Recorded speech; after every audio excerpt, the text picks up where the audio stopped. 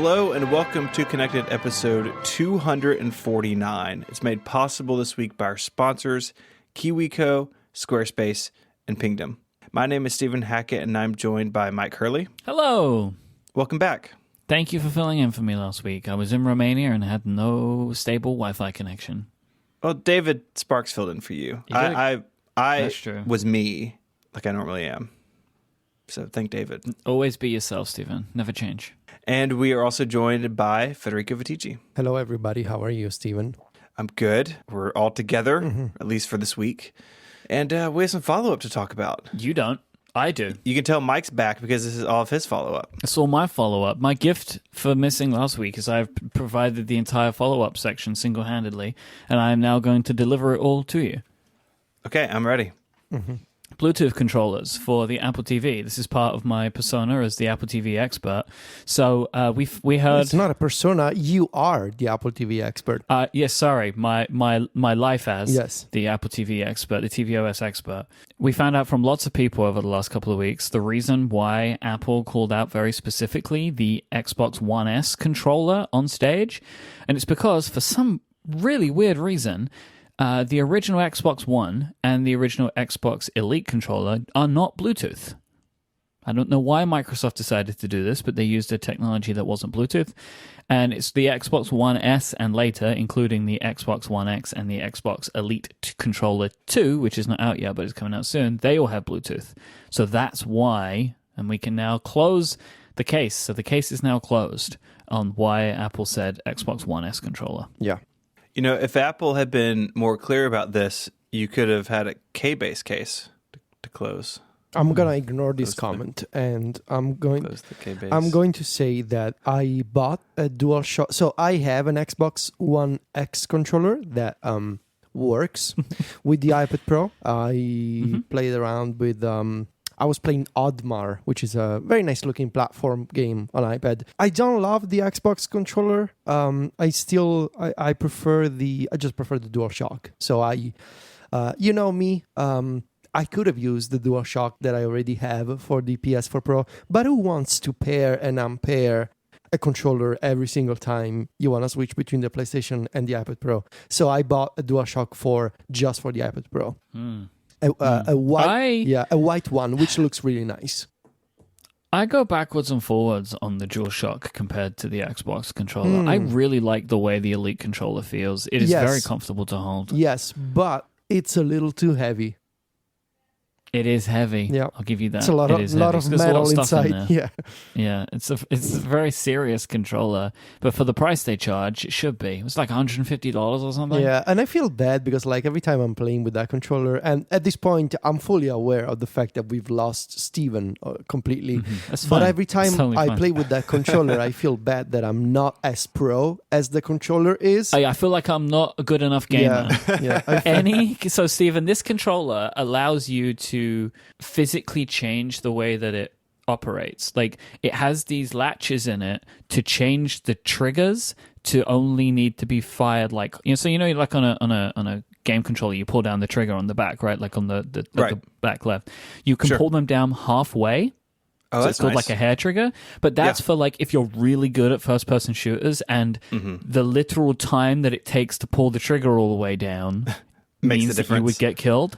Yeah, I am not even nearly at that level as a gamer. It doesn't matter, right? No, but I have found that for RSI stuff, that controller has been really good for me because I can do things like that, right? So like the amount of pressure that I need to exert on the controller is way less. So I have found that controller to be very comfortable. You can also remove the analog sticks and replace them with different analog sticks. Like it's like a whole big thing. The Xbox Elite controller is wild. Why did you do that? Because it felt very fancy to do. Okay. I like to take all of these pieces are held on by magnets as well. Yes, which is kind of fancy, and I like to just take them off and put them back on again. But you can change the height of the stick. It's all very obscene, really. Yeah, but sure. It's a very nice controller. I can see why people are into that. Yeah, it's like when you're on a very fancy flight, and I when I always like to order everything available, and so like with the Xbox controller, I'm drunk on sticks. I have all these sticks and all these buttons that I can customize. Like, yes, give me all the sticks and all the things that I can change, and I will change them. And I've done that. And it comes with like a braided cable and like a hard case, and all that kind of stuff. So I've changed everything, and now I'm not sure if I know how to put it back together. Like, there was an original configuration when I took it out of the box, but who knows what it is now? So the sticks have been changed, and it's very heavy. It's very metal. There's a lot of metal parts, which it's probably not good for the weight, but it's super fancy when you look at it. But the current one you cannot use with the Apple TV or the iPad Pro, but there is a second version coming out at some point this year, which you will be able to because it can have Bluetooth in it. Yeah. All right. I have more tvOS related stuff for you, obviously. Yes, of course you are the tvOS expert. So Adrian, do you remember last time I was talking about how Control Center will be nice because it will give us a quick way to change audio output? Yes. Turns out there is a shortcut. Adrian wrote in to let me know, and Adrian was very disappointed because I was the tvOS expert and didn't know this, as is right. Everyone should be disappointed. You can change the sound output by long pressing the play button, but only on the home screen, which seems kind of silly. So only on the home screen? Only on the home screen, so not inside of any apps. I'm pretty sure that I do it everywhere. No, you can do the pull down from the top and change it, but it only to press and hold down the play button only works on the home screen. I don't think it does work only on the home screen. I think it works everywhere. The long press the play button. I have tried it in a couple of different applications and it didn't work. I'm clearly not a good enough expert. Well, you're a newly minted expert, so that's true. I'm still getting my wings. I have more stuff for you that might be a little bit more expert. Okay. Picture is coming to tvOS 13. Okay, so how does it work? You'll be able to watch video while you're browsing the Apple TV. It's okay. Well, I'm not convinced that this feature is as useful on the Apple TV as it is on the iPad, but it's possible to do if you want to do it. Just think how great it will be that you can open all of your shopping apps on your Apple TV and scroll through virtual racks of clothing while streaming video in picture-in-picture. No, but okay. But maybe on a more serious note, maybe you could do, like, if Google supports it, well, LOL, maybe in a couple of years. But in theory, you could do things like open a YouTube video, put it in picture-in-picture, and then continue browsing YouTube to, I don't know, browse other channels and other stuff. Or things like, for example, literally the only app that I use on my Apple TV that is not video-related is HomeCam, which allows me to check on my HomeKit cameras. It's got like a grid of real-time video feeds from my HomeKit cameras. So in theory, I should be able to, I don't know, if I want to check on whatever is going on the balcony or what the dogs are doing in the other room, I should be able to, like, while I'm watching The Office, enable picture-in-picture, quickly check on my cameras, and while the video is still playing. So what I don't know, I haven't been able to confirm this, is if you can watch multiple video streams at once. Now, that would be the only real good use, right? That you could have something playing and you could watch another video, but I've not been able to confirm if that's the case. Like, that doesn't work on iOS, right? You can't have a video playing and then watch another video. So I'm expecting it's probably the same. Because one good use for picture-in-picture is sports, right? So, like, there's multiple sporting events happening at the same time, right? And you can watch multiple things. I've not been able to confirm if it works with one video or another. Maybe people can let me know. I'm not running the tvOS beta on my Apple TV. I know. Wow. You're a sham of an expert. I know. tvOS 13 is also bringing something called wireless audio sync. So if you're using multiple devices with AirPlay, you can use an iOS device to test and correct audio latency. That's cool. For multiple device setups. It is actually pretty cool. And they have an interesting UI, which I'll put a link in the show notes, to a tweet from Steve Moser.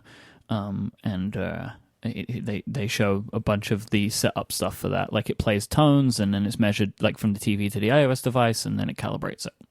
See, this is the kind of info that you would only get from a tvOS expert.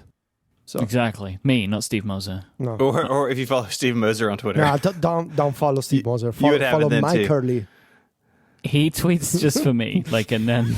I mean, we love you, Steve, but I mean, we have Myke Hurley here, so you know. Yeah, you know, come on, you don't need any more than that, surely. Come on, let's be real. All right, change hats, and now you are the folding phone expert. So what is going on in the folding phone scene? I have an important set of updates for folding phones.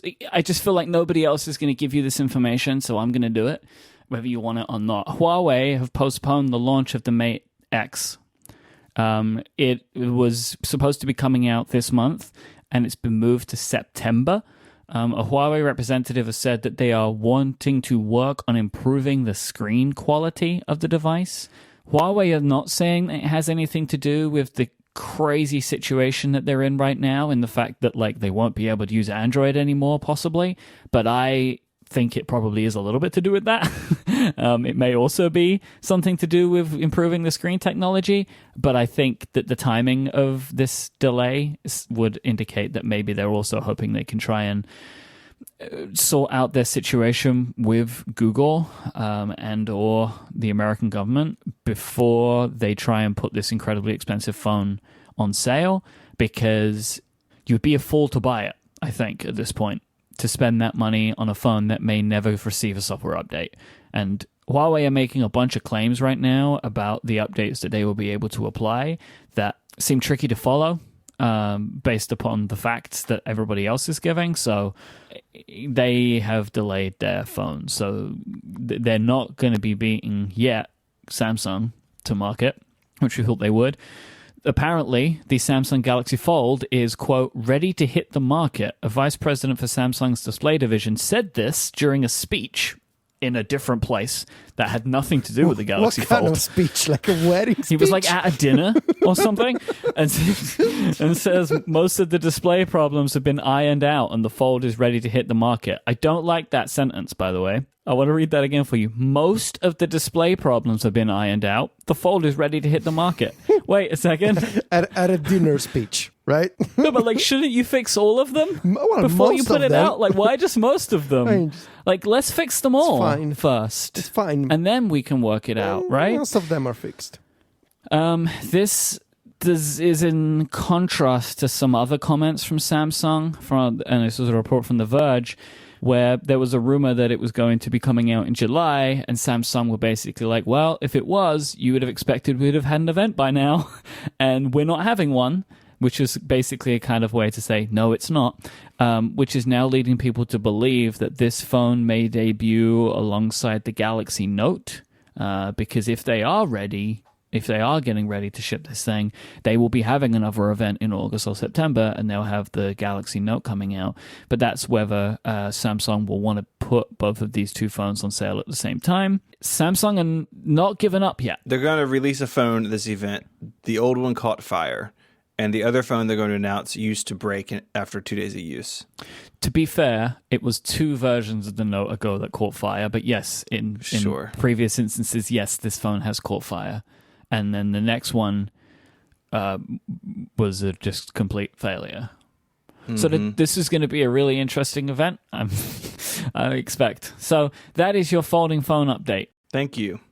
I'm still going to buy the Samsung Galaxy Fold, FYI. Like, if it comes out, I'm still buying it because I really want it. Yeah, can't help it. I think we need to do an intervention here. Steven. I am who I am. Okay. Sure. Yeah. Never change, Myke. Never change. One last quick bit of follow-up, more of a reminder of something coming in the future. So it's like a follow forward. We are having our live show in San Francisco on August 22nd to mark Relay FM's 5th birthday. Myke and I will be there along with a bunch of Relay FM hosts for like this sort of extravaganza thing we are planning. There's still some tickets left, so there's a link in the show notes to go check those out. And I would say that there is no place on Earth too far to travel from for this event. It's a bold claim, but the problem is if you say, well, this place is too far, then like, you've put a line in the sand, and there's no lines in the sand when it comes to great podcast content. That's true, actually. Mm-hmm. It's the company motto, actually. It's not the company motto. Okay, this episode of Connected is brought to you by KiwiCo. If you have kids, you know how great it is when you find something to do with them that's educational and fun. If you're like me and your kids are on summer break, you're really feeling that right about now. But coming up with ideas and planning projects can take a lot of time, a lot of knowledge of crafts that I, for one, just don't have. And if you're a parent, you're already very busy. And individually researching each creative project, finding ways for them to be educational and fun just isn't practical. But you still want your kids to have fun with creative stuff to do, and that's where KiwiCo comes in. They have a selection of hands-on projects for kids of all ages. And here's how it works. You sign up for a KiwiCo subscription, and every month you'll receive a crate full of exciting projects. And the crates come with everything you need. There's no last-minute run out to the craft store to pick up glue or popsicle sticks or something. Everything you need is there, ready to go. And there are hundreds of hands-on projects available covering our favorites: science, technology, engineering, art, and math. So you know your kids are learning when they get creative. It doesn't matter how old your kids are. They have crates for all ages, and you can pause or cancel your plan at any time. We did a KiwiCo crate with our youngest, who is 4, learning about the water cycle, about rainbows, got to put together this rainbow pillow that he carried around for a long time, and now it's at the foot of his bed. And it was great knowing that everything we needed was right there. It's rough to get into the flow of something and then have to stop and go hunt down some random piece of fabric or something, but everything was ready to go for us. Change the way your kid plays with KiwiCo. Visit kiwico.com/connected and get your first crate free. That's kiwico.com/connected for your first crate for free. Give it a try. Grab that free crate and see what your kids think. The URL one more time, kiwico.com/connected. Our thanks to KiwiCo for their support of Connected and all of Relay FM. So on last week's show, you both spoke about this rumor of a smaller, it's difficult to say smaller iPhone. It is, like an iPhone 10 with the screen size of an iPhone 6, which would therefore make it a physically smaller phone in a bunch of ways, because they would most likely shrink the body down, right? Which is 5.4 inches, I should say. So it's a little bit different in size, right? It's like 4.7 inches was the iPhone 6, but a 5.4 inch iPhone 10 style phone would probably be quite small, right? Because you go, so let's just assume smaller phone, effectively. So he was talking about that, and then _ David Smith wrote a quick blog post. The developer of Pedometer++, right, has a large user base, and _ found out that nearly 50% of the devices used to run his application were the iPhone 6 size 4.7 inch screen, which is an interesting statistic. I'm not 100% sure what to draw from it. Dave kind of draws the conclusion that maybe people just really like that size. Well, which I'm sure they do. Yeah, I mean, if you still have that phone, I guess you like that phone in the sense that you like any object that you own that you need to pay for again. I would like to talk about do they like it on a deep sentimental level, in the context of, I'm never ever going to switch to a bigger iPhone because I really like this one? Or is it more like, well, this phone, this iPhone 7 or 6S already works, why should I buy a new one? So it's not like a fundamental intentional decision. It's just, it's an old phone and it still works, whatever. More it's not like they love it. They just accept it for what it is, and eventually they're going to move on. I don't know. There were a lot of years of that size, right? So you got the iPhone 6, the 6S, the 7, and the 8. Mm-hmm. They were all that size, right? So that's many years. I think it's also worth noting, and we're not making an argument against small phones here, but just as a counterpoint.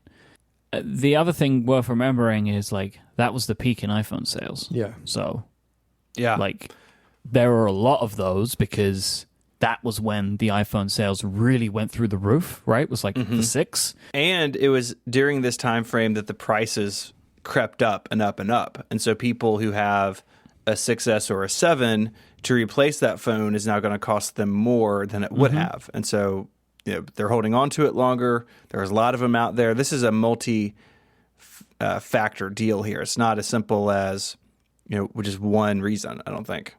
So, I have no doubt that people like the phone at that size and don't want a bigger phone. I totally get it. Because if they if everybody just wanted bigger phones, you would see more of the Plus phones in David's statistics, which is not the case, right? There are still a lot of those, but it's not as high as the regular size ones. But I think that there is a lot at play here. I am genuinely, I think it is a great idea to make a smaller phone. I think there is something super weird about people that are currently using the iPhone XS and will go to the iPhone 11, that the iPhone 12, it probably won't be called the 11S, right, if it's in 2020, because it will be a new screen size. So I can't imagine that they would keep it as S. But anyway, we have multiple years to work that one out. I would be it's interesting to me that people would just be like, oh, okay, so my phone's smaller. That seems strange to me, right? Yeah. That if you're on that size, that's the size you want. You want the newest, latest, and greatest phone, so you don't want to go to the R. That now your phone will just be a smaller phone, in screen size and physical size. I don't see them doing that. I mean, I think they would split the product line again. Is that what you think? Because that's not... I mean, Minchi Kuo seems to kind of hint that it's 3 phones. You think there'll be 4? I mean, if you're talking 2 cycles down, I mean, if a small phone is going to make a comeback, I think that's the only way they do it. I don't think they take what is now the mainline phone and make that smaller. That would be weird. So who knows? Like you said, we have years to figure that out. One thing that I'm looking at this chart that David did, and I found it really interesting that out of his user base, the iPhone XS is 3%, but the iPhone 5S, which is old, is 4%. He does not have a lot of brand new phones in this chart. Now, part of it is they've only been on the market for 6 months now, and they also sell less. They sell less of them, and you get the iPhone 10 at 9%. That phone was only on the market for 1 year. Remember, the 10 went away when the XS and XR came out, and I think the 10 was we don't know because they don't share unit numbers anymore. But I think the 10 was maybe a high point again, relatively speaking, and the XS and XS Max and XR are well below that. This is just looking at a subset of the App Store, of course, but it's a pretty interesting relationship between all these phones, and one that I didn't anticipate. I figured, I'll find the XS, it'll be one of these big chunks, and it just isn't. No, I think one of the reasons that makes David's data worth sharing and talking about is because Pedometer Plus seems to be such a mainstream application, right? That he has, especially compared to most of the people that are kind of in our community, he probably has one of the most diverse groups of people, of customers. I mean, he says one thing. I mean, this is probably going to be a problem for him. iOS 13 is going to kill 17% of his user base because he'll lose the 5S, the 6, and the 6 Plus. Yeah. The phones slowly evaporate out of their cases the night iOS 13 comes out. It's like the underscore just snaps his fingers and all those phones just disappear. Well, I think Craig Federighi snapped his finger is actually how that works. Yeah. Pedometer Plus is the only app out of all of our friends, out of all the people I know who make iPhone apps, that is the only app I've seen on a random family member's home screen. No offense to Overcast or Pcalc or anybody else, I've never seen those out on my cousin's wife's phone or something at Thanksgiving. It's I didn't say anything because I didn't want to be that guy. I was oh, look at that. You got a little underscore with you. I think that's kind of interesting. I've never seen any app from any of my friends on any Italian phone, which is very sad. It's like my friends don't exist for these other people here in Italy. Yeah. It's like a parallel universe, basically. I'm kind of ashamed of the apps that my mom uses, honestly. I try to pretend, she's not the mother of the person who runs Mac Stories. She has terrible taste in apps, Yeah. Yeah. And sometimes... What does she know, you know? Sometimes, like, she calls me and she's like, hey, do you think this app is fine? I'm like, what's this app? She's like, I saw it in a TV commercial, and it's always some kind of shopping app or some kind of, I don't know. She's got terrible taste in apps. She should read Mac Stories more without the Google Translator. Oh my God, the bees are everywhere. Also, like another piece of follow up to what you guys were talking about last time about creating a perfect iPhone. Stephen, I think it was you who said like Apple needs to do something to improve the selfie camera. Mm-hmm. Like I'm just poking around now, and it's probably not. I mean, I know it's not the exact same camera, but like the iPhone XS has a 7 megapixel camera, and so did the iPhone 7. Oh man! I mean, but at the same time, the 7 also says it has a 12 megapixel back camera. But I don't expect a lot has actually changed on those selfie cameras between then and now. I agree that I would love to see that change. I would love to see them do more. What I would like to see is the two, like one wide angle, one regular on the front, and then like the 3 cameras on the back. I think that's part of that is going to come true. Yeah, I really do hope that Apple do have a smaller phone. I'm just intrigued to see where it goes in the lineup. I can't imagine 4 iPhones for sale, new ones. That seems like too much to me. I mean, maybe they position it as kind of how the SE was, right? When the SE came along, the case design had already changed. It was sort of a remix of what was there before. There was a story like a year ago. I think Steve Trout-Smith was involved in it. He probably was. Where like there was evidence of an iPhone 7 style phone but had a new internal part number. Mm-hmm. And that would make sense to me. After the 8 cycles out of the end, at the bottom of the line, keep that form factor around and give it, a new CPU every couple of years, and just keep that 4.7-inch phone as it is. Now, eventually they want to move off Touch ID and go Face ID only, but I don't think that has to happen anytime super soon, and that may give people, an option if they don't want the, the 10R or the 10S. Well, yeah. And so maybe it's not like a new phone, it's just sort of a remix like last time. I don't know. I mean, it's not what Quo's saying. Like Quo says it's a... Yeah, but come on. What does that guy know? Okay. He knows everything. Everything. Yeah, I don't know. I really don't know. It's a very interesting thing to think about, like to go with small. I mean, again, it's not that much smaller, but it is smaller, right? You're going from 5.8 to 5.4 inches. Right. Well, I think it's the size, but if they were to keep it in the 7 form factor, and you and I are talking about different future phones now, right? But part of the conversation of someone not wanting to buy a new phone is they're familiar with their current phone. They're familiar with the home button. They're familiar with Touch ID, and they feel intimidated, or they just don't want to deal, or maybe they don't like Face ID. And so there's also that angle to this of, hey, if you still like this stuff, we're going to let it hang on for a little bit longer. I don't know if that's enough to justify this particular like imaginary phone's existence, but in talking to people who are looking at like going from a 6S to a 10R, that's a big jump in terms of how the phone just actually works. And some people don't want to make that jump yet.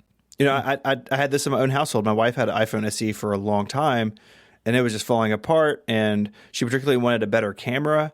And I gave her my iPhone 10, and she basically handed it back to me and said, I'd like an 8. Because she wanted the home button. She wanted that user experience. And I think there are a lot of people who are in that boat too. Yeah, I really just, when I look at this rumor and I think about how, like, it's 2020, that smaller phone is going to look like an iPhone 10. It's going to have Face ID. It's going to be all that stuff. And yeah, I think it probably should be, but I just do think that there are people who will be disappointed.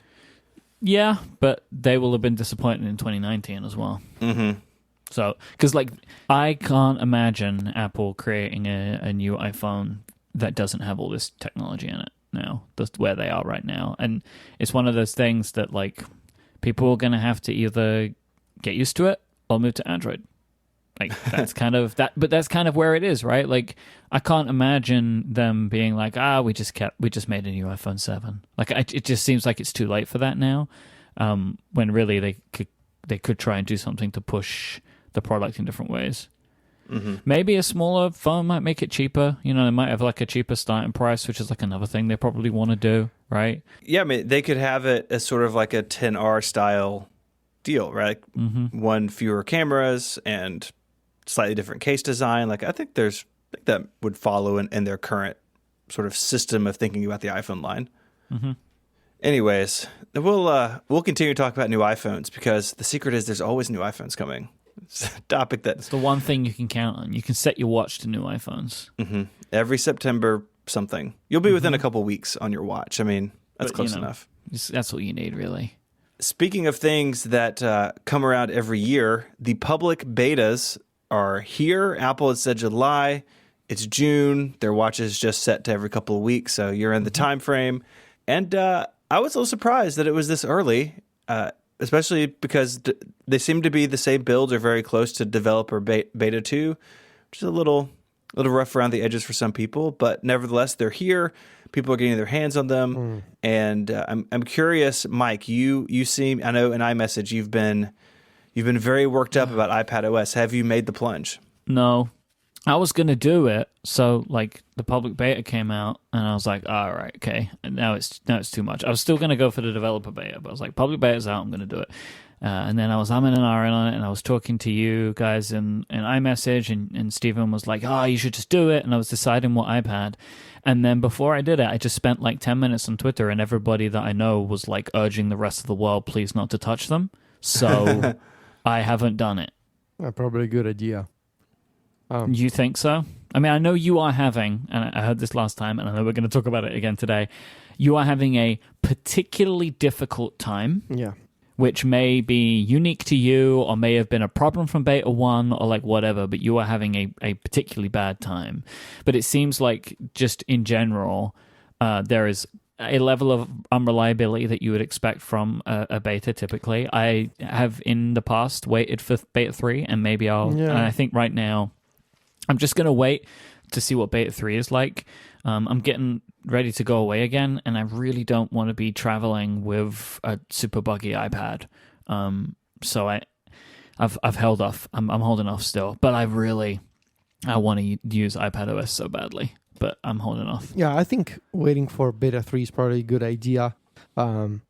These are the worst first two betas that I've seen in a few years. And maybe we got, which is not, again, like, and I think it's always worth mentioning, like when you mention that is not a criticism particularly, right? Like it could be and sometimes should be bad, right? Like it's in development. I don't think that it's necessarily and you could correct me if I'm wrong, but like it doesn't necessarily feel like it's a criticism of iOS 13 in its current state, right? Like it's expected to be a bit broken. It's not a criticism, but it is surprising because, I mean, let's face it, there's a responsibility for Apple to make sure that these betas are at least somewhat stable. Because yes, it's a developer beta, but I mean, you know that all kinds of people are going to install it anyway. And the bigger Apple gets and the more people use iPhones and iPads, there's going to be lots and lots of attention. Well, I guess that's the interesting point, isn't it, really? Because you're using developer beta 2 and having lots of problems, as are many other people. And the public beta is apparently developer beta 2 in some form. And so, like, if that is the case, then I mean, because I understand what you're saying, but I feel like the fact that the public beta exists kind of excuses them a little from needing to worry about that for the developer beta, right? Because they have, like, plausible deniability. Like, there's a public beta, you shouldn't be touching the developer beta. But if the developer beta is... Well, it's based on that, so... Exactly, and if the public beta is bad, then yeah, it does make it a bit trickier, especially when Apple actually do go to some lengths to talk about it. Like it got in the keynote, it was like the public beta is coming in July, woo! Right? Like it's they are going some way to promote that system now in ways that they didn't before, and probably because there is great benefit to them, right? Like in getting huge adoption of a beta, you'll find out a lot of what's broken, but it depends on how badly it breaks things, I suppose, as to whether that's a good thing or not.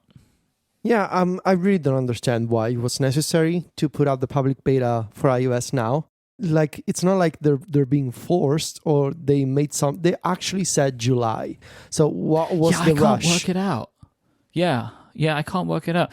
Like, we were talking about this on Upgrade on Monday, and someone in the chat room said that, like, any more time is more time to collect data, which is a good point. But they were targeting July, so there must have been a reason for that. Unless they are intentionally, maybe that upgrade listener has a good point. Maybe they want to intentionally test some major bugs that they have. They want to see what the data that they get at scale is like. Mm-hmm. So I think that's a plausible explanation. But I would personally advise on waiting. If you still haven't put out, it's Wednesday, so on Monday we're probably gonna get beta 3. Wait for that. Wait a couple of hours, see what people are saying on Twitter, see what people are saying on Reddit, and then maybe put it on your devices. Beta 3, I know that Myke, you put it on in previous years. You waited until beta 3. It feels to me like it's a good compromise between you want to get on the beta train early, but you also want to have some stability. And we're starting to see now some basic compatibility updates from developers on the App Store. We're starting to see the first test flight betas for iOS 13 and iPadOS 13 apps.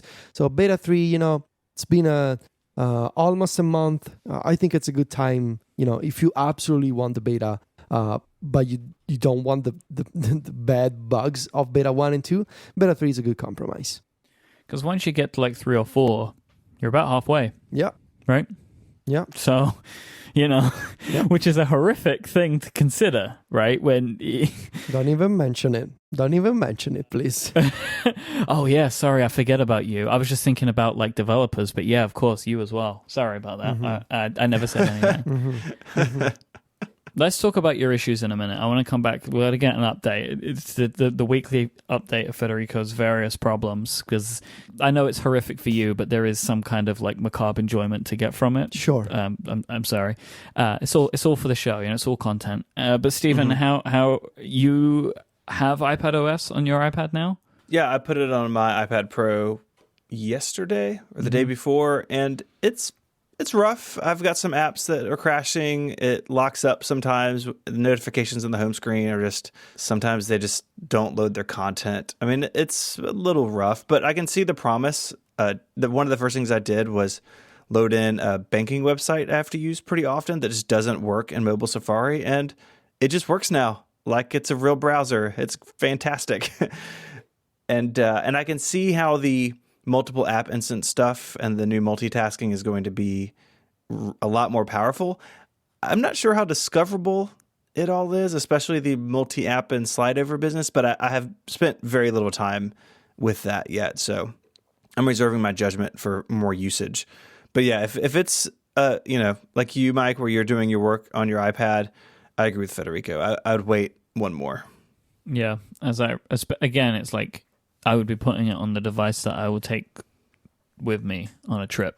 I feel like that's probably unwise. Mm-hmm. Probably so. And as far as Catalina, I was running it on a 12-inch MacBook, and that was just a poor choice. That's not a fast machine. Mm-hmm. It's an original 12-inch MacBook. That's not a fast machine on Mojave. And he put a beta OS on it, and it really was struggling. So I moved it to an external SSD that I can boot my MacBook Pro from. And I have all my data on that. I actually used Migration Assistant to get my stuff onto Catalina, and it's a mess. It's real buggy, and the battery life's real bad.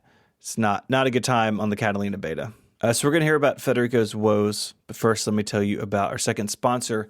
That is Squarespace. Make your next move with Squarespace. It lets you easily create a website for your next idea. You can get a unique domain name, use award-winning templates, and so much more.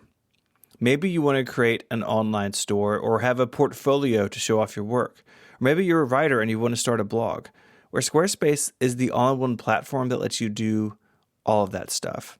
There's nothing to install, no patches to worry about, no upgrades are needed, because you don't have to worry about that stuff since Squarespace has got it covered. They have award-winning 24/7 customer support if you have any questions or need any help. They allow you to quickly and easily grab a unique domain name, and all of those award-winning templates are beautifully designed for you to show off your great ideas.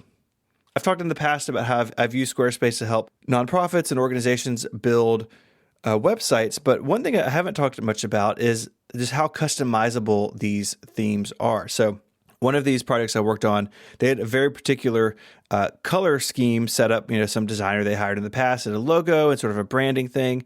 And we picked a template we liked the structure of, but the colors were all wrong. Where the Squarespace editor makes it really easy to go in and change all of those colors. And you can even do custom CSS overrides to do something that the editor may not let you get access to. It's really very powerful. There's a lot of times you're on a website, you would never know it was Squarespace because someone has gone in and customized it to their heart's content. It's really, really powerful. And you can check it out because Squarespace plans start at just $12 a month.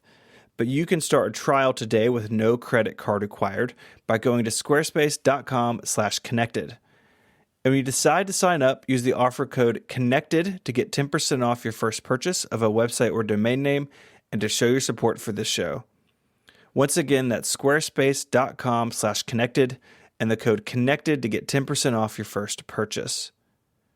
I'd like to thank Squarespace for their support of this show and all of Relay FM.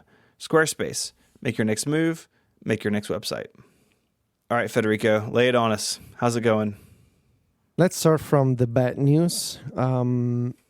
It's been a week, really, for me. I've been filing lots of readers and taking lots of sysdiagnose files on my iPhone and the iPad that I've been unable to basically take notes on my iPhone. I've been forgetting to save things because, like, one of the reasons that I love the Notes app when it works is that I can just save an idea that I have or a thought that I have and forget about it. When I'm on the phone, it'll show up on the iPad later. It works in the background. It doesn't create conflicted copies. And so because I was unable to save notes from my phone, I would often think of something and then I was unable to save it. And that was lost forever in the maze of my brain. So you could create them, but they just don't go anywhere, right? Yeah, basically. Or actually, my main problem was that the iPhone app kept crashing every few minutes, really. So it was basically impossible to use.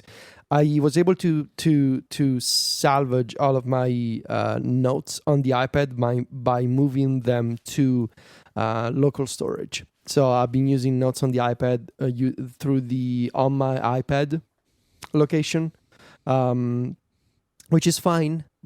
It just means that I've only used my iPad for notes. So I am sort of behind the schedule that I had in mind for the iOS 13 review, but I think I'll be fine because it's still June. It's not even, in the past, I started writing like by July 10. So I'm slightly behind schedule, but it's a schedule that I had all in my mind because, I tend to get anxious about all of this. So I'll be okay, I think. More bad news. My Memoji are gone forever, it seems. That is the real horror, the tragedy. That Memoji was perfect. And you know that. We put it together years ago when it came out. And it was such a good representation of me. I'm really bummed about the fact that the Memoji died. So both of them are that's quite a thing to think about. They are lost forever in iCloud. RIP Memoji. So those will have to be recreated at some point, unless Beta 3 brings them back from the dead. I don't know if that's even possible. That would be kind of wonderful, wouldn't it? So I've basically spent the past week taking notes on the iPad without iCloud. When I was on the phone, I was unable to take notes, so I actually started using reminders to save ideas, which is it's terrible. It's slightly better now. So reminders is syncing. It's just notes that isn't syncing? Okay. Notes was the main problem. Everything else slowly came back with Beta 2, except for Memoji. So whatever happened with Memoji, those are gone. Should this... the answer is obviously no, but should this be happening? Did anything change with notes? Why is this happening? I don't know. I have no idea. Now to the better news. I cannot get into the details, but I'm just gonna say that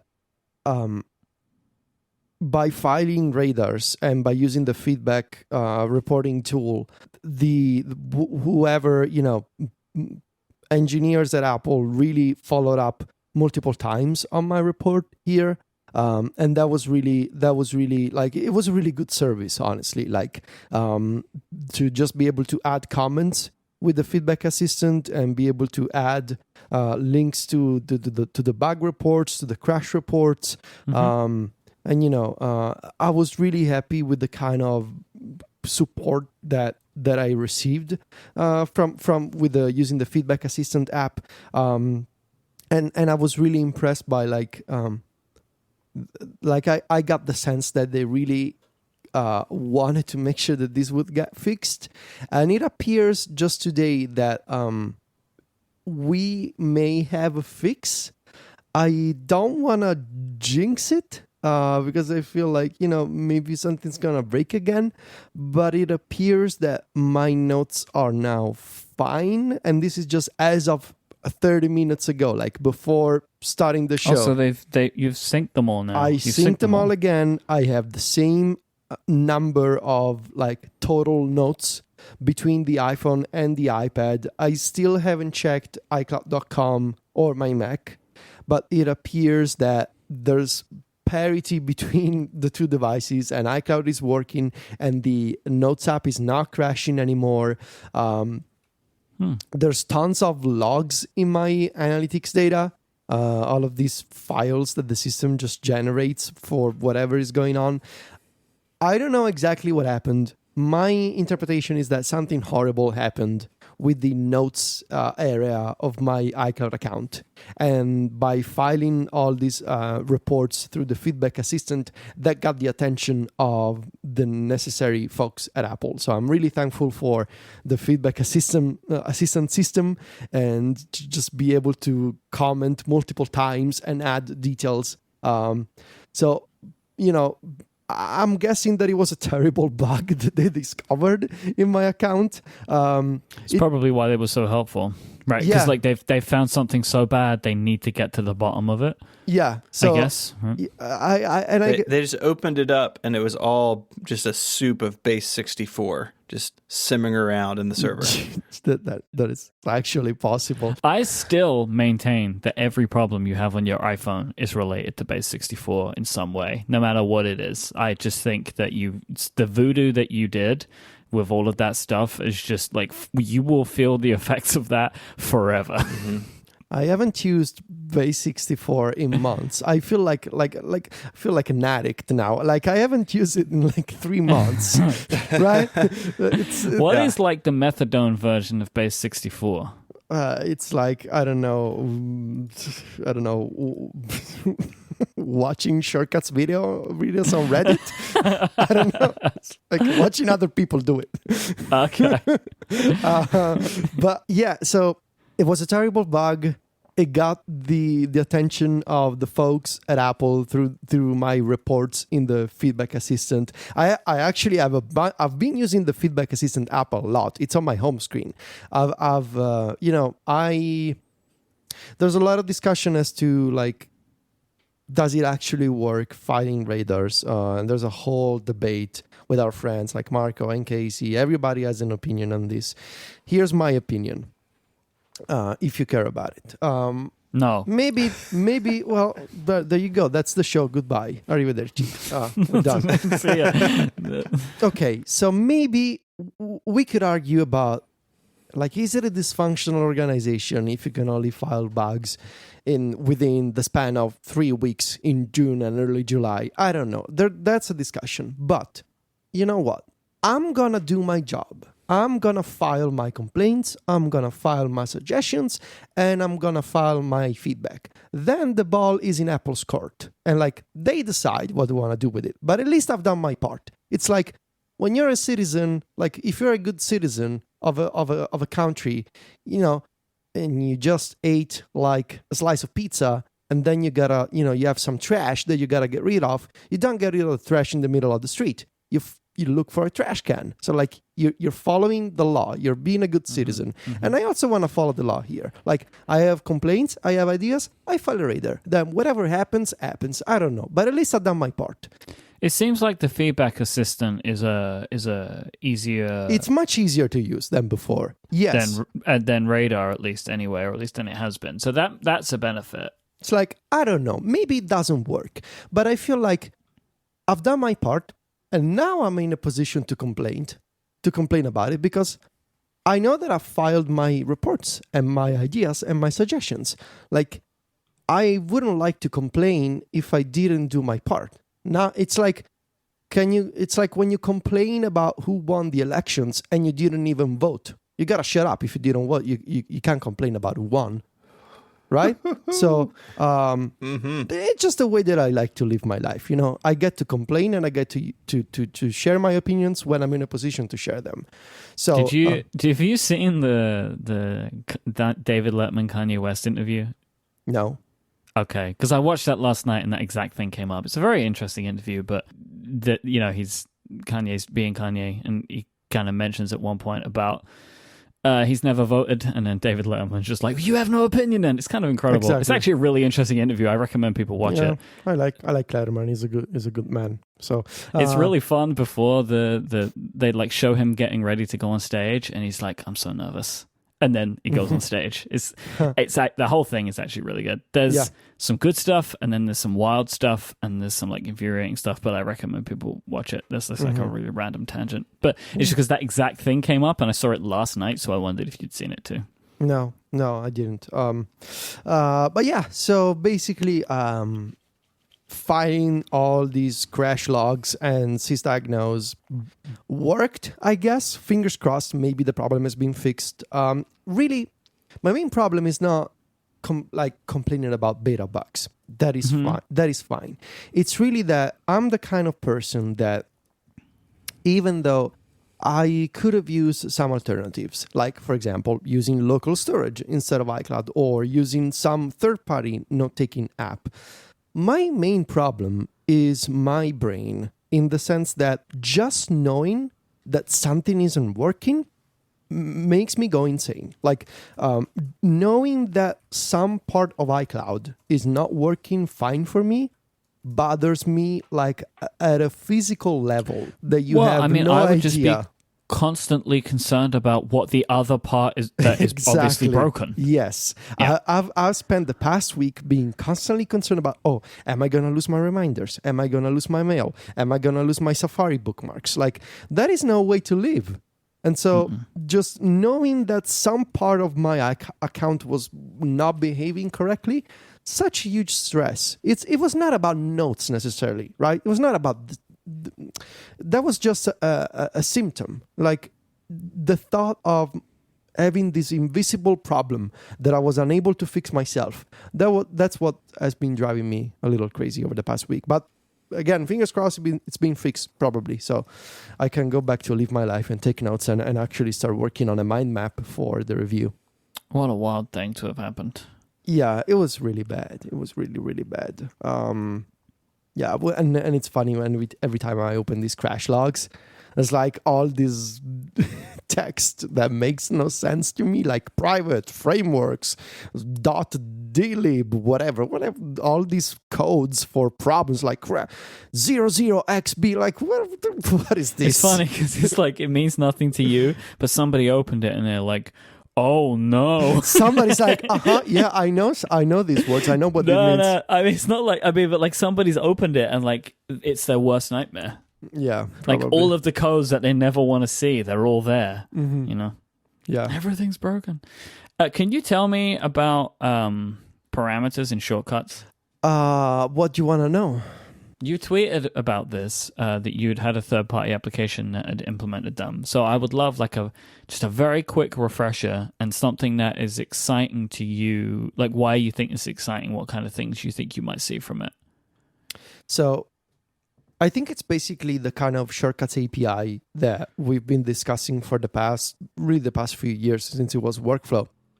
And now it's being made available to developers through parameters in the Siri Shortcuts API, and I have a beta beta so far of JSON. Not Snell, but it's a utility by Simon Stovring. He also makes Scriptable, the JavaScript app for iOS. And JSON, it allows you to preview and browse .json files, JSON content on your iOS devices. And he just released a beta. There's probably a link to the test flight on Twitter somewhere. And he's taking advantage of the new shortcuts parameters API to let you do some really beautiful things with JSON. So effectively, you can now install, quote unquote install. You can find the JSON shortcut in the Shortcuts app when you search for the name of the app. And just like before, you will find a suggestion for a Siri shortcut for a third-party app, just like iOS 12. What is different is that this shortcut is customizable. It's got fields, it's got parameters that you can customize. Some of them can accept plain text. Others are like switches, like toggles that you can flip on and off. It's exactly what we were arguing last year that we wanted, to have like visual actions for third-party apps that could be customizable, but without having them be based on URL schemes and X callback URL. And then the other benefit being that like you can set everything up in shortcuts. Yes. Right, and can make, instead of doing it before, like right. And have it be like in iOS 12, if you wanted to customize a shortcut, you needed to do in the original app that offered the shortcut to the system, and it was not dynamic. You could only configure the shortcut beforehand, and if you wanted to have some dynamic input, for example, you look at apps like James Thompson and his shortcuts for pcalc, he used the system clipboard as a sort of a workaround. It was all very complicated, basically. It was all very hacky and not stable enough. But this means that now you can have shortcuts for third-party apps in your custom shortcuts, in the main shortcuts app, and you can actually customize the data that they work with. Or the example that I shared on Twitter was, I have a shortcut that works with the Trello API. So my shortcut gets some JSON content from Trello and passes that content to the JSON app via a native Siri shortcut that I configured and customized inside the Shortcuts app. This is based on parameters. Can this happen in the background? Yes, it can. So I could have a third-party application, fetch data from within the third-party application, and pass it to another chain in the shortcut without anything ever needing to happen. In fact, I did not tweet this, but just last night, Simon posted a second build of the beta that allows you to retrieve from the Shortcuts app the JSON text of a document that you keep in the document library of the JSON app. So right from Shortcuts, you can say, install this Siri shortcut for JSON, and there's a file name field, a file name parameter. You go in there, you type in the name of the file that you want to fetch, and it totally in the background, without having to open JSON and switch back to Shortcuts, it fetches that document, fetches the text, and that text is now a variable that you can use in another action. Okay, that's incredible. Yeah. So imagine this for task managers. Imagine this for document-based apps. You will be able to create to-dos. You will be able to, edit images. You will be able to make it work in the background, or show you a UI, or switch to that app. You will be able to retrieve documents, or maybe specific metadata about a document, like give me the file name or the creation. Like, you can do whatever you want because everything is customizable. Developers just need to build these shortcuts. You cannot build them yourself, of course. The developer has to support the technology, but you can customize the parameters. You can put in whatever you want. You can put in some plain text, or you can use variables. Like, it's all up to you, and it's amazing. It's exactly what I wanted, but and it's now possible. Developers just need to adopt them. It'll be really, really good. I think I'm more excited for this, of course, than the multi-window at the moment. Like, I'm trying to imagine all the ways that I can rewrite my shortcuts by getting rid of X callback, by getting rid of multiple actions and just replace them with a single series shortcut for a third-party app that has parameters and that lets me process data or fetch data without doing all the hacks and the workarounds and the X callback dance that I used to do before. It's really, really good. And yeah. I'm very excited about the possibility of being able to do stuff that doesn't require apps to be opened.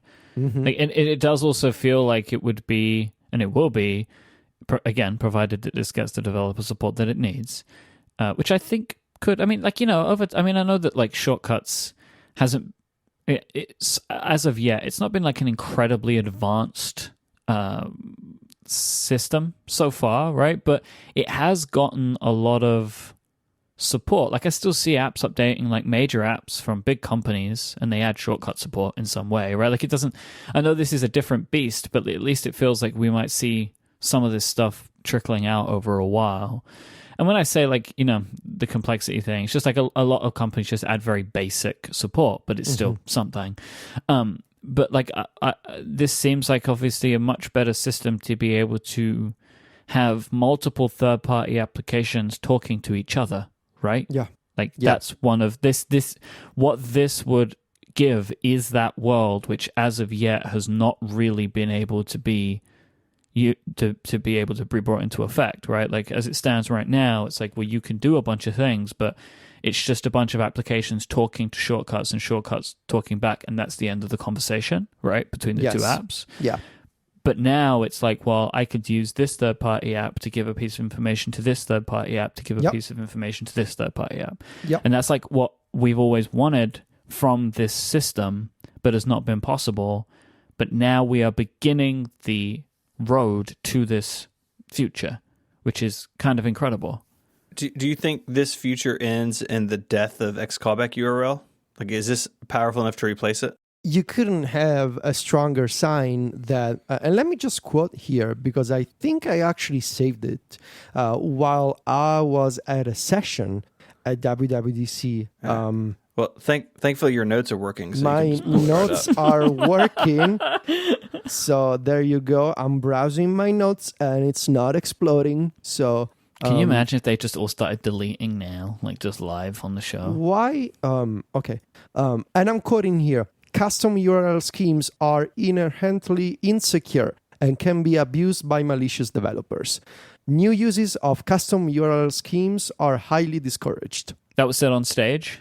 Yes, there was at a session. And so I believe that it's not going to happen, you know, in a week. It's not going to happen this year. It's probably not going to happen next year. But I think if not deprecated entirely, you know, I believe they're going to lock down the system more and more. And I think just one last point that I wanted to add about third-party apps communicating with each other.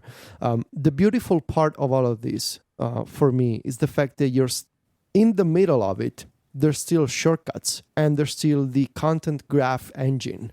So the technology that Ari and Conrad and their team came up with years ago, in 2013 and early 2014, that is still the glue. And of course, it's been enhanced and improved and revised. But at a fundamental level, that idea of shortcuts, having the content graph engine and taking care of like transformations of data, like text can become a PDF, can become an image, a link can become, you know, something else. That technology is still at the core of all of this. And to you, the user, it's exposed in a visual programming environment where you drag and drop actions and you have these variables, and now you have the new editor, of course. But there's a beauty in the fact that a couple of kids came up with this idea years ago, and of course it's been much improved, but at the very essence of it is still the technology that powers this amazing communication between apps in iOS 13. It's kind of funny, really. Like this information has been relatively low key so far this year. Like I know that obviously people like you and David and Rosemary, like on Automators, talking about it, but like it wasn't as part of the larger presentation. But like this is what we were hoping last year was going to be, right? It was like this level of control, and it feels like that maybe this year is when it happens, but it's been kind of it's a bit more under the radar. Yeah. I mean, it wasn't not in the keynote. It was probably just mentioned at the State of the Union. I'm just super excited. I have 160 shortcuts that I gotta update. I should mention. Sounds like a wild weekend. Yeah, I should mention that as I was hoping would be the case, I think I said on the show that all of my shortcuts broke, but that I was confident that the data was still hiding in there. Yep. That was indeed the case, because beta 2 basically restored most of the variables that were hiding. They were still in there. They were just not exposed correctly in beta 1, but with beta 2 they came back. So there was some like translation that was done incorrectly, basically. Yeah, but all the variables and all the data, it didn't remove anything. It just couldn't read what was written properly. Yes. Okay. So basically, all of my shortcuts are working again. They are in a working state. And I guess maybe next week we're going to talk about some of the changes to shortcuts and sharing that are going on in this version of the app. But I just want to update them because they're not so elegant anymore. I have the option of removing a lot of actions, and the fewer actions you have in a shortcut, the better it is. So they are working, they're just not elegant. So I want to make them a little nicer. So I'm going to update them anyway. Man, I can't wait to see what might come of all this stuff. It's very exciting. Yeah. I guess I got to start sharing some shortcuts, at least on Club Mac Stories. There's a few basic things that I would like to share. I'm gonna save some of them, of course, for the review. Probably gonna have a section with shortcuts examples like last year. Probably gonna, I'm sure. Probably. I might talk about shortcuts in the review. Who knows? We'll see. I guess if I really have to. I mean, geez, I don't know. Still a lot of character for you, but I guess if you're gonna do it. All right, we're gonna wrap up today talking about Catalyst apps, but first let me tell you about our final sponsor, and that is Pingdom. While you've been listening to this podcast, how would you know if your website had gone down? You wouldn't know if customers couldn't click that Buy Now button or access your content. You could stumble across the problem by luck, or my personal nightmare, be told about it on Twitter, but that's not good. Like, you need a system to monitor your website. You need something to tell you that everything is running smoothly, and more importantly, when it's not. You need Pingdom. Pingdom will let you know the moment your site goes down and whatever way is best for you. And they're smart. They'll get the information needed to solve the issue sent to whoever needs it, whether that's a single person or your whole team. They are dedicated to making the web faster and more reliable, using more than 70 global test servers that emulate visits to your site, checking its availability as often as every minute. All Pingdom needs is your URL, and they take care of the rest. So don't risk being the last to know about something on your site being broken. Start monitoring your website today. Go to pingdom.com/relayfm right now for a 14-day free trial with no credit card required. And when you sign up, use the code CONNECTED at checkout to get an awesome 30% off your first invoice. Our thanks to Pingdom for their support of this show and Relay FM. I have some very important breaking news. Okay. Apple have expanded business chat to Shopify stores. You can find the show notes at relay.fm/connected/249. I'm kind of making a joke because of because of business chat, but that is actually pretty cool. Because that's a lot of stores, right? I know. Shopify is now supported in business chat, so that will make it a lot more useful to a lot of small companies. I have not used it yet. I need to find a... Is it even outside of the US? I have no idea. I don't even know, because I've never been in... Yeah. Okay. Yeah, it is. I used it in Italy. kind of did work. But yeah, this is great. I mean, I've noticed Shopify storefronts on a lot of things that I've bought online recently. So yeah, especially like keyboards. Like every time I buy a keyboard, it's from a Shopify store. Yeah, so this is very nice. So that is a cool thing to have, at least as a thing. I'm pleased that they did that.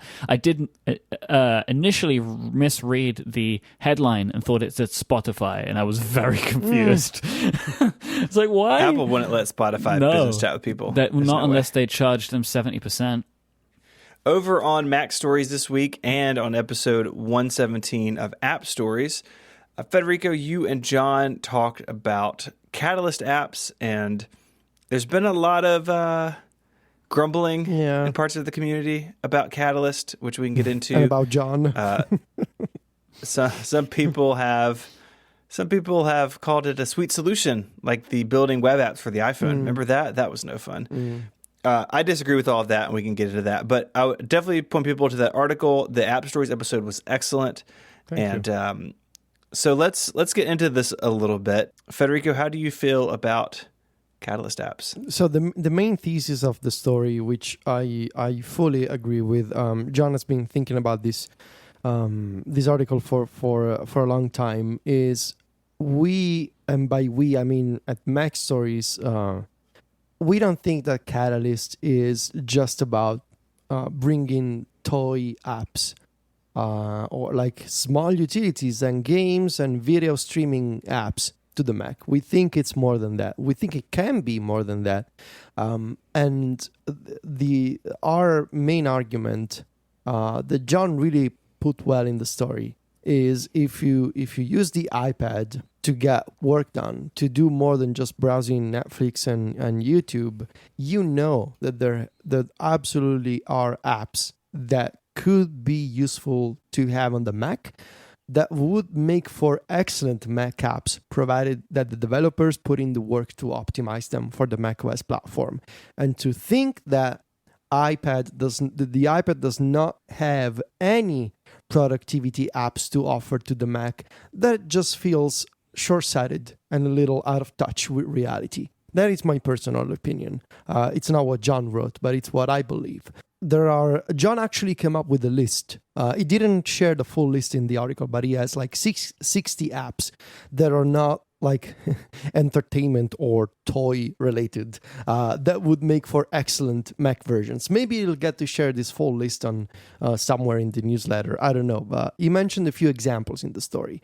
You got things like Working Copy. You got things like the Apollo Reddit client or Shortcuts, of course. All of these LumaFusion, Ferrite, all of these iPad first and sometimes iPad only productivity apps that exist on iOS.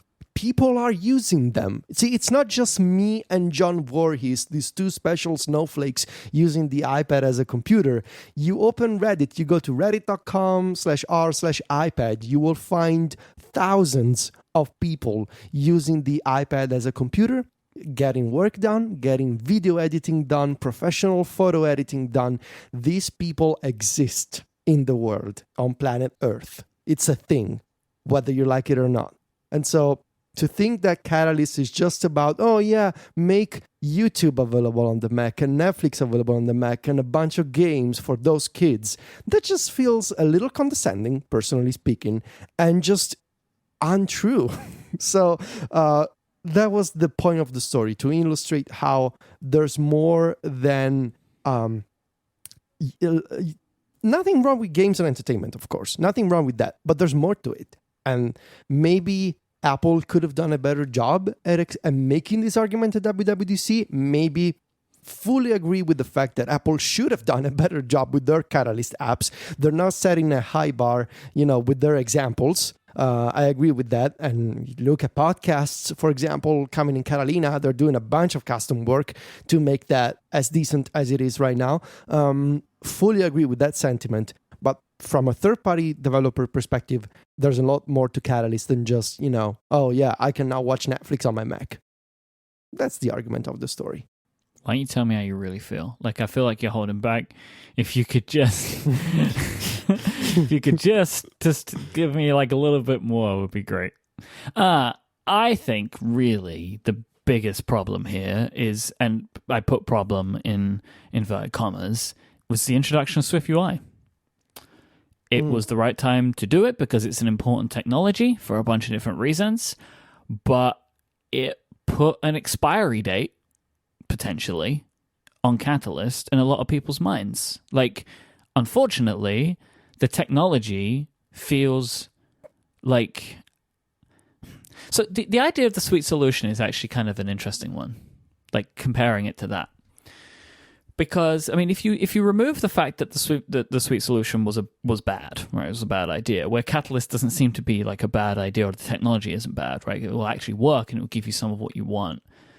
But it was the idea of like, this Catalyst is clearly a stopgap or like a point in the roadmap to the future, with the future being much more involved, right? Like, if SwiftUI really works, that seems to be a much more complete solution for people, right? But before you can get there, there's a lot of work, and in the meantime, Catalyst exists, and this is very clearly the path, right? Like, Apple now have multiple technologies to put applications in multiple places in platforms that don't currently allow for that, right? Like, there's no way currently to take your iOS app and put it on the Mac. But Apple is going to give two technologies which will enable that in different ways. Like, it is very clear what the future is at this point. And importantly, Catalyst is a way to do that today. This fall, where I don't think there's going to be many developers who are totally rewritten for SwiftUI on day one. There may be a few, but that is a longer term, bigger project. Most definitely. And what Catalyst does is it unlocks the bajillion iOS apps that are on the App Store. It unlocks those for the Mac in the here and now. SwiftUI is, I fully believe, a decade-long thing. It can't do everything that you need to do now. It's extremely resource intensive, and it only supports the newest OSs. So if you are like Underscore and you have a bunch of people on old devices, you can't actually move to it. Yeah, it's like Swift in general, right? Like, Swift was announced a long time ago, and 5 years. It's being used by a lot of people, but not the masses. It's not being, and I think everybody's resigned to the fact that ultimately they will be using it, but it's just not yet. Even Marco's learning it, so rest in peace. What exactly are we resting in peace? Like, I don't know. Like, that needs to be clarified. Objective C. Okay. Hey-o. Okay. I don't know. So the problem I have with the debate that's going on is people look at SwiftUI as like okay, maybe they agree with me that it's a 6, 8, 10-year thing, and at some point Apple will require all new apps to be in SwiftUI, but that doesn't make Catalyst less important. There was the joke, and maybe it wasn't a joke. Like, oh well, Catalyst was end of lifed in the same keynote it was announced in. I just don't see that being the case, because Catalyst is going to be here for a long time, and Catalyst gives developers an opportunity to have their apps make more money, and if they make more money, maybe they'll be more likely to invest in rewriting in SwiftUI, right? Catalyst is a blessing to those developers for the next several years, maybe the next 10 years, hopefully giving them the flexibility and latitude to move to this new future paradigm. So say that Catalyst didn't exist, and Apple just announced SwiftUI a couple weeks ago. No doubt people would be excited about it. No doubt, it would be as groundbreaking and as kind of paradigm shifting as it seems to be. But in the same thing, it's like, oh well, that's off in the future. Mm-hmm. Like, well, it can't do anything for me for the next couple of years. And kind of like Swift, by the time it's good enough, and by the time your user base is on OSs that can support it, some of the newness has worn off and some of the excitement has worn off. And what Catalyst does is it gives developers a bridge to that future, and it gives the Mac and the iPad more stable footing until that future arrives. No doubt if Apple could have waved a magic wand and say, okay, any Swift app you can run anywhere, no Catalyst needed, it just works. That would have been ideal, but that's not the world that they're in. They needed something to get them there. And while SwiftUI is exciting, and I genuinely think it is, it's not here today for most people. And so you have to have something to get to that future. And I do want to talk about the carbon and cocoa thing in a minute, but I'm curious what y'all think about that. Like, am I thinking about that in a way that makes sense to the two of you? Yeah. But I just think that, like, the introduction of Catalyst to the world has been met with too many stumbling blocks, which puts it at risk of maybe not getting to where it could or should be, right? So, like, it was overshined at the keynote when it was actually introduced to the world. Apple have not done the best possible job at showing off what it can do, right? So people have, like, a bad taste in their mouth about it, because there is one app that's pretty decent, which is built now, and then there's a bunch of kind of non-updated apps from before, which have a lot of weirdness in them. A lot of the conversation that is occurring around the time of year when people should be thinking about whether they want to actually make an app for this thing is pretty negative because of a lot of this stuff. And nobody can try a Catalyst app made by a third-party developer yet, because nobody's finished them. Right? They're not done. So, like, we can't even sit here now and be like, oh, but we tried this one and it's actually amazing and works just how you want. Sure. Because nobody's made it. So, like, my concern is that the general conversation is trending towards negative because of these, like, confluence of bad events. Well, that's Apple's, to a degree, that's Apple's own secrecy working against them. So take something like the new Reminders app, which is an AppKit app on Catalina. Had Catalyst been ready a year ago when that Reminders work started, or had I'm making some assumptions here, but had the Reminders team been brought in to the Catalyst program and said, hey, we know you're working Reminders, we'd love for it to be the flagship app using this technology, maybe we could have had a Catalyst Reminders app on macOS 10.15, but we don't, because either it wasn't ready internally or they didn't want to tell anybody, probably honestly both. And so you run into that at Apple sometimes. Okay, there's this new thing. Oh, who's using it internally? Well, no one, because no one knew about it. That was actually came out a little bit in Jason's interview with the Swift UI guys on Upgrade a couple weeks ago. And so I would expect that whatever's after macOS Catalina, there will be, and I had this in predictions or somewhere, that they would have something like Messages or Mail be a Catalyst app. I think it's too early for that. I agree with you. I wish that they had, like, a really shining example. I wish it had been Reminders. I think that would have really gotten people's attention.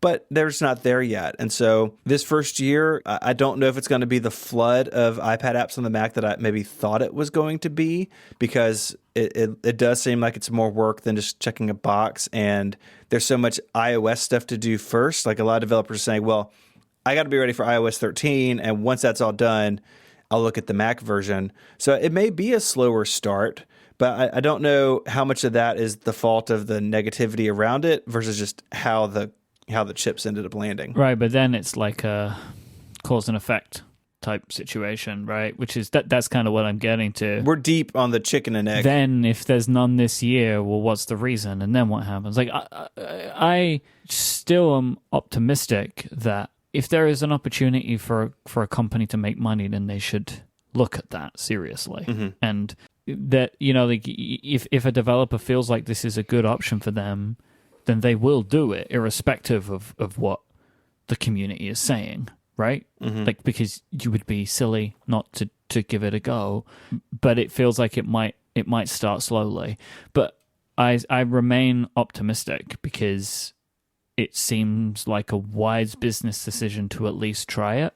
Oh yeah, I think you're right about that. And I hope that people will still put the effort into giving it a go, because as an iPad first user, I still remain very excited about the opportunity to have some applications, some of the ones like what Federico and John have mentioned, but like for me, apps like Timery and Calzones, which are like applications that I use every day and would be fantastic on the Mac, because the counterparts to them don't work very well. And I would love to see applications like that. And yeah, they maybe are smaller applications. They maybe are like things that I'm not spending 600 hours a day in, but like I check in and out of. But like, what's a calendar? Like, that's what I do with calendars, but you don't call calendars utility apps. You know what I mean? Like, so like I would like to see a lot of that type of stuff appearing. But it's just a case of waiting and seeing for for how it goes. I get the impression there's some of the iPad isn't for real work bleeding into this conversation from other people. Yes. I find that frustrating. Like, just because the iPad's not for your work doesn't mean that there's not good apps that could come over. It's difficult I think it's difficult when your identity and way of life is challenged. And that's what this does. Yeah, I mean, the people that are saying, oh, the Mac doesn't need help from the iPad, like, you're just wrong. You're just wrong about that, because the Mac is not Apple's most important platform. It's not even Apple's second most important platform.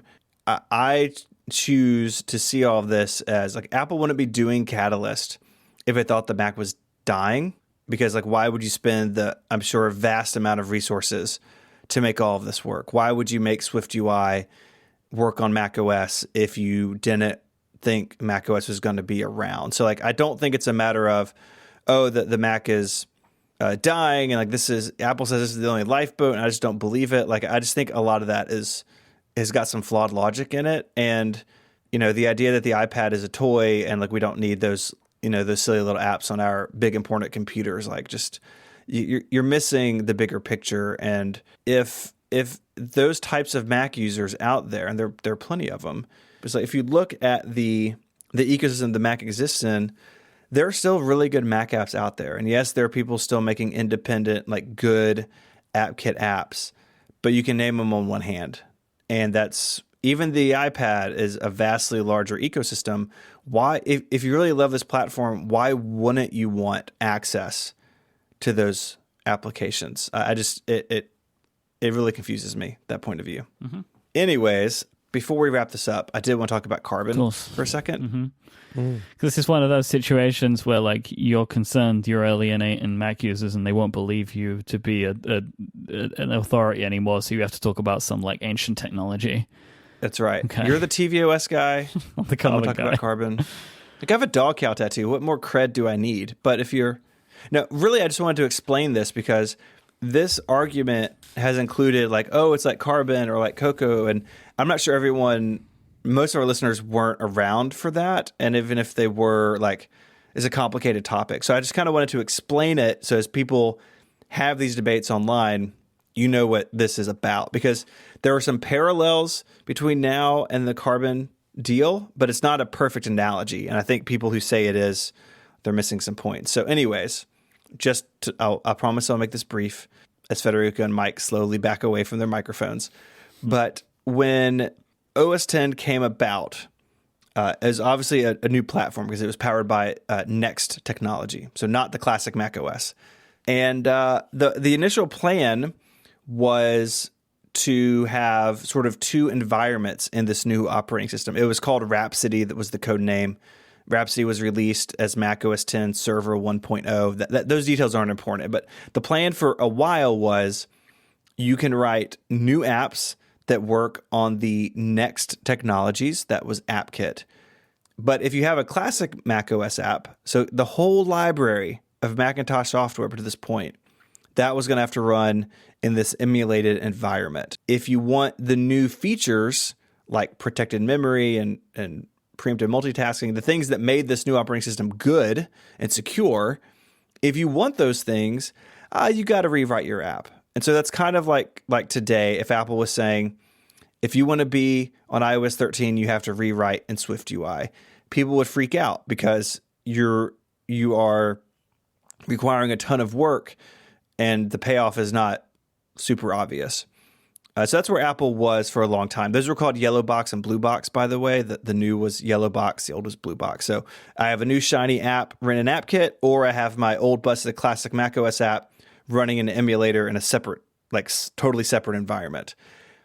Obviously, that wasn't going to work, because why would Adobe or Microsoft rewrite their app in this weird Objective-C language and put a bunch of money into a company and a platform that literally was dying in the late 1990s?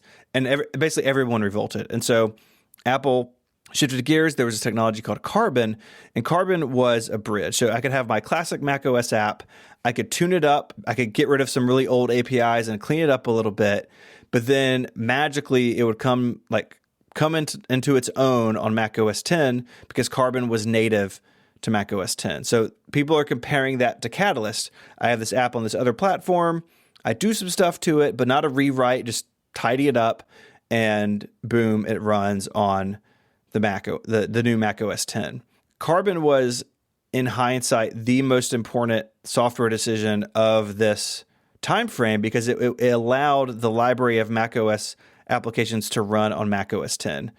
Mac OS 10 really struggled in the early days with native apps. It would have been 100 times worse without Carbon. So you can see why people talk about this, right? Like, oh, well, Carbon is like Catalyst and Cocoa is like SwiftUI. It's the future, but we don't have to get there yet. So I see why people are using that analogy. So that's kind of like the heart of it. There are some differences, though. So like we were just talking about how there's not like other than podcasts, there's not a flagship Catalyst app on macOS Catalina. Well, to prove its mettle, Apple wrote Finder in Carbon.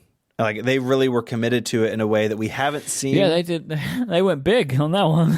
You just go. I mean, yeah, like you can't get any bigger on the Mac, and then later they rewrote it in Cocoa to like, oh, and now it's time. So Finder was sort of this canary in the coal mine of like, this is the API set you should be paying attention to. So it is different, but fundamentally why it's different is because AppKit is not doomed to extinction anytime soon, and the classic macOS was. Mm-hmm.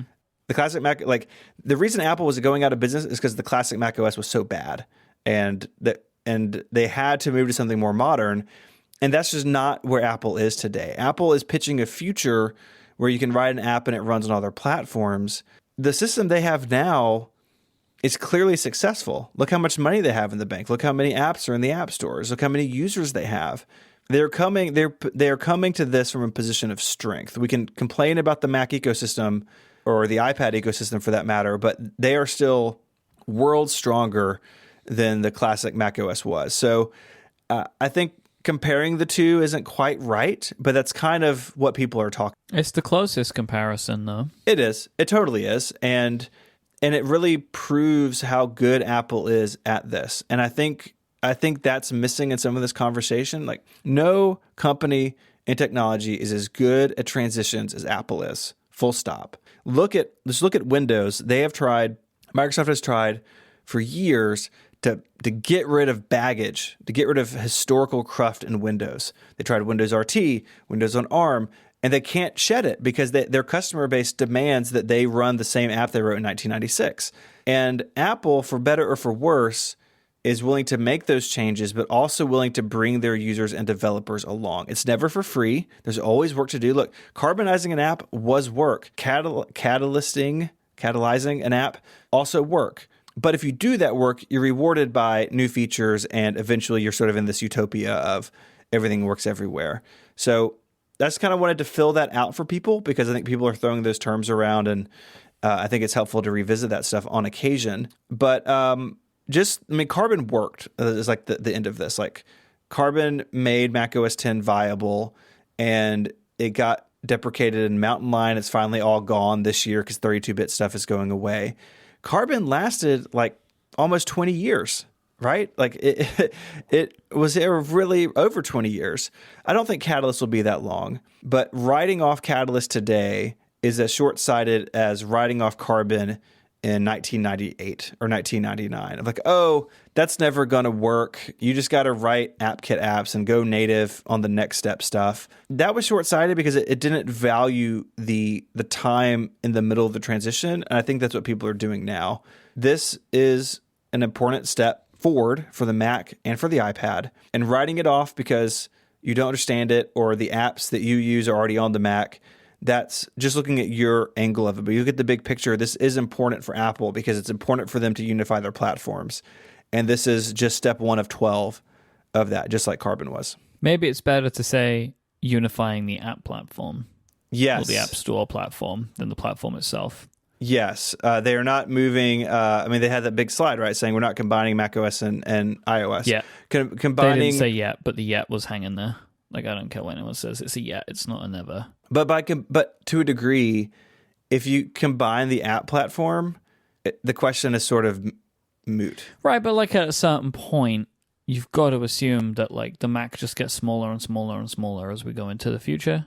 And then how much I probably shouldn't be having this conversation. Let's just pretend I never said that. And we'll just move on. Yeah. Okay, we'll just end the show. We'll just walk away. If you want to find links to stuff we spoke about this week, head over to the website relay.fm/connected/249. While you're there, you can get in touch. There's an email link in the sidebar. You can email us about your favorite story from the Carbon days. I will read those. It'll be great. If you want to leave us feedback on Twitter, you can do that as well. You can find Myke there as iMyke, IMYKE. Myke, of course, is the host of a bunch of shows here at Relay FM, so go check those out. You can find Federico on Twitter as Viticci, VITICCI, and you can follow his work at macstories.net, where they're writing about Mac apps all of a sudden. It's a crazy world over there. You can find me on Twitter as ISMH, and I write 512pixels.net. I'd like to thank our sponsors this week. They are KiwiCo, Squarespace, and Pingdom. Without them, the show would not be possible. And until next week, gentlemen, say goodbye. Cheerio. Arrivederci. Adios.